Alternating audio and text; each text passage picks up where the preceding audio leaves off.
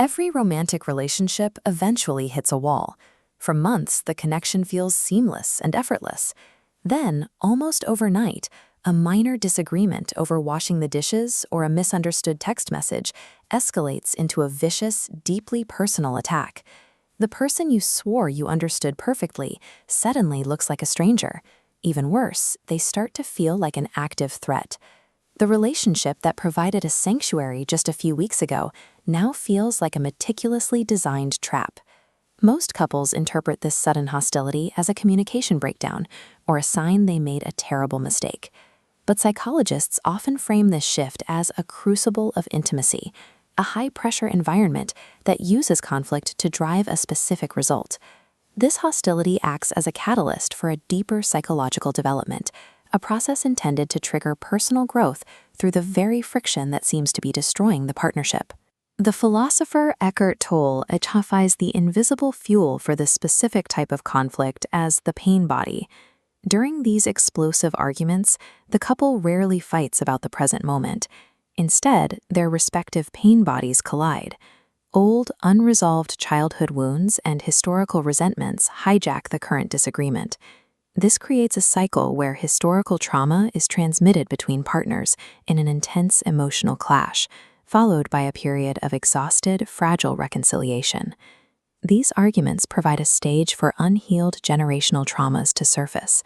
They demand to be witnessed and felt before they can be resolved.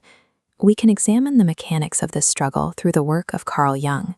He argued that the initial experience of falling in love is rarely a meeting of two real, conscious people.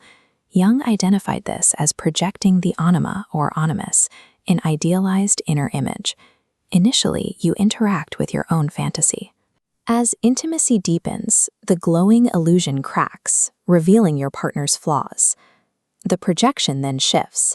The repressed qualities we deny, the shadow, are cast onto them. This phase involves unconscious provocations and subtle cues. We goad our partners until they act out the exact anger and bitterness we refuse to acknowledge in ourselves. The psychological power struggle becomes an externalized war with our own rejected inner selves, fought on the battlefield of the relationship. These struggles eventually move from the mind into the physical body.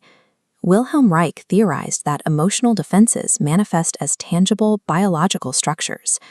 Reich identified this as muscular armor, chronic, rigid tensions in our tissues, represented by the outer ring of surface tension. This defensive wall blocks perceived assaults from outside and from within. At the core, vital biological energy struggles to push outward against this rigid boundary. The body erects a physiological Maginot Line, an impenetrable defensive wall that separates our deepest feelings from the outside world.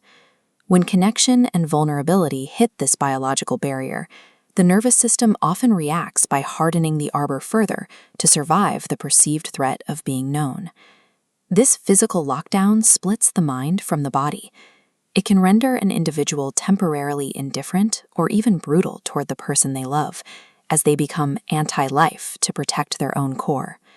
If this process generates so much physical tension and psychological pain, why does the unconscious mind seem to seek it out? This friction provides a pressure point for personal development. It creates the necessary conditions for a transformation that rarely occurs in a state of comfort. The specific heat generated within the relationship crucible provides the force required to soften Reich's rigid biological armor. This same relational pressure is what finally shatters Jung's unconscious projections. The fantasy is forcibly removed so reality can take its place. This forces a process of shadow work, the act of withdrawing our projections and reclaiming our own repressed traits. It reveals that much of the conflict was a struggle with our own phantoms. Navigating the power struggle is the requirement for individuation. By moving past childlike dependency, we develop an integrated self, one capable of witnessing a partner clearly and experiencing mature love.